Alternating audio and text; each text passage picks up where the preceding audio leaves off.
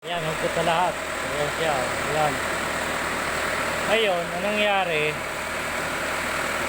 Ang casing niya is distress. Ngayon, naglagay ulit ng casing si Kauka ng didos. Yan, dos.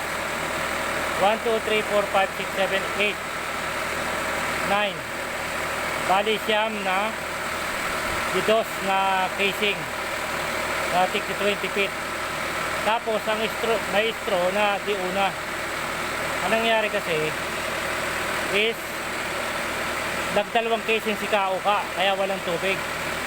Tapos sira pa yung injector, sira pa rin yung foot valve. Kaya walang nahihigop. Malakas ang tubig nung kay Kauka. Nasa 30 pa lang ng may tubig na eh. Ayan o. Kaya nangyari nga is dalawang casing ang ginawa ni Kauka. Ayan, dalawang daming tubo niya, no? Ayan, no? Didos at saka di una. Ayan siya, oh. Oh.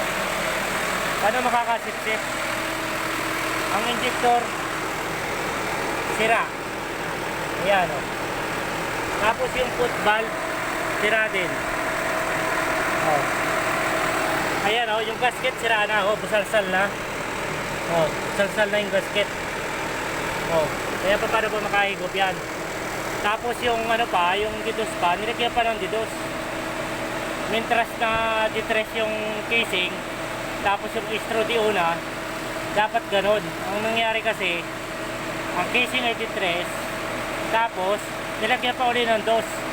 Kaya ka lang mong nagastos mo dyan, oh. Magkano isang DI pipe? Oh. Oh. Dapat yun, distress, di una nakagad ang niya, istro.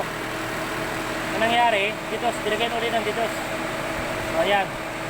Malakas ang tubig dito, kasi nasa 150, 60. Nasa 160 feet. Mas malalim ito kaysa doon sa inuhukay ngayon. Ayan.